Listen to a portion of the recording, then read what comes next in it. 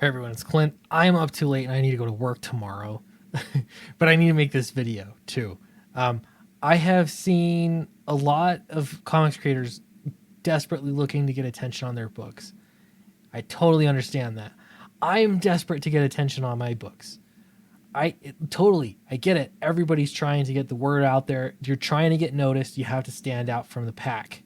That's a fact. Okay. At the same time, I think there are a lot of misconceptions as to how you do that. It is so difficult and it can feel like such a competitive place that's, you got to find ways to stand out. And that can sometimes lead creators down a bad path. So I'm going to do some comparing and contrasting here. This is a word to the wise, okay? A word for the wise. I don't know. This is important stuff. But first, Downcast 3 Submerged. It's on Indiegogo right now. Check it out. Help us get to that $25,000. We're in the mid-campaign grind. That means every single backer here, I mean, they always count, but every backer here, it just feels like a victory every time. So help us get past that 25K. Everyone gets spot glossy UV on their books when we do that. And yeah, check it out. Really great comic book. Guys, I'm so excited about this now. I'm just finishing touches on the lettering script. Eric is working on letters, and we're going to get this thing just tightened up. These are the last final touches, and then it's going to go off to the printer. So appreciate everyone that has backed the campaign. If you haven't, it's a great day to do it now. All right. So here's Andy. Andy draws art. I'm going to follow Andy. He posted this on Twitter, and I thought it was for the fan art contest. But apparently he didn't know that. He said, I jumped on a stream tonight. We were doing a stream to go over the fan art contest winners.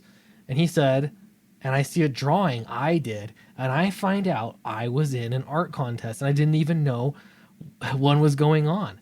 I win it. I didn't see that coming. Check out Sweetcast. He's great. Thanks for making it a good day. So this is the art that he did. I had a really hard time. I picked 5 out, and this was one of the 5. Had everyone vote. This one won the vote. Fair and square. Great piece. All were great pieces, actually, and I would like to print all of them, but this is the one that gets the $100 gift card. So me and Andy have been in touch, and yeah, good job, Andy, for doing this. But what I want to point out here is that it used to be in comics that if you need to stand out in comics, you have to just, I don't know, maybe the Todd McFarlane method.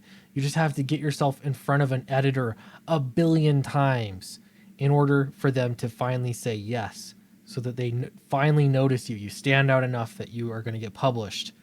That's how things used to work. Then we moved into a phase where you had to do more than that. Not just that, you had to be more than that.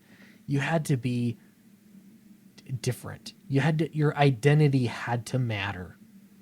And that was a way that you could get an edge and stand out in comic books. And if you say that's not real, it's absolutely real. I just saw a few days ago, I just saw Mags Visaggio posting that they're looking for a black trans comic book professional to work on a book. Identity first. It's so strange. But that happened. Identity first. Your identity matters.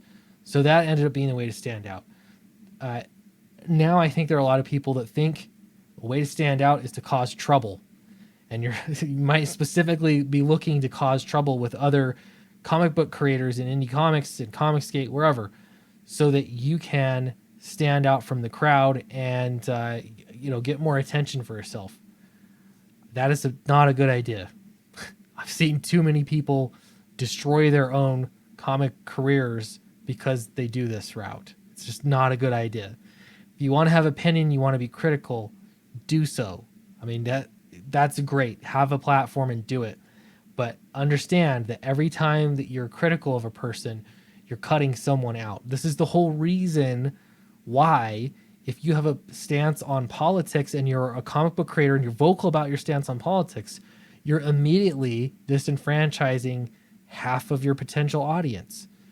I understand that. I understand that I have already limited my reach because I'm pretty vocal about my opinions on, the culture war and politics, even everyone, it's no surprise, how my political leanings are. And I've already cut off a section of my audience. I can accept that. That's okay. But you have to understand that every time you pick a fight or you make an enemy, make a mountain out of a molehill with somebody else that works in comics, in indie comics, people that know you, people that are in the community, every time you do that, you're cutting off another section of your audience. So if your goal in doing that is to stand out and get more sales and get noticed, I'm telling you, it might seem like a good idea because you energize a few, but I've never seen this strategy actually work. I'm not even saying long term. I've never seen it work in medium term. It never turns out well.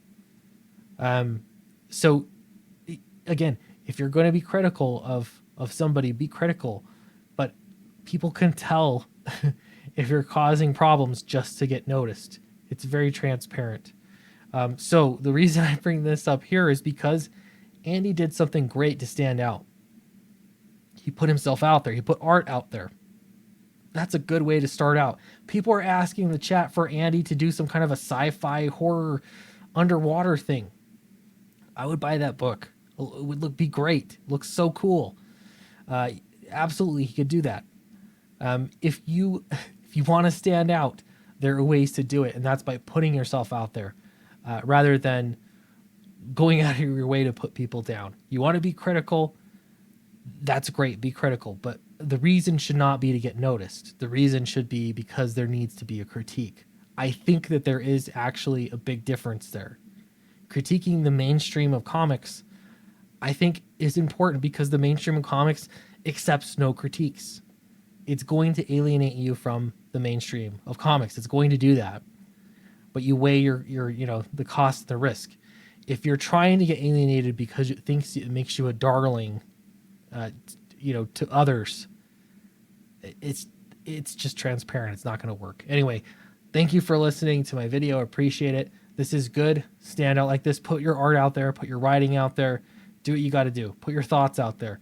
I love to see it. Don't forget to back Downcast as well on Indiegogo, and I'll see you in the next video.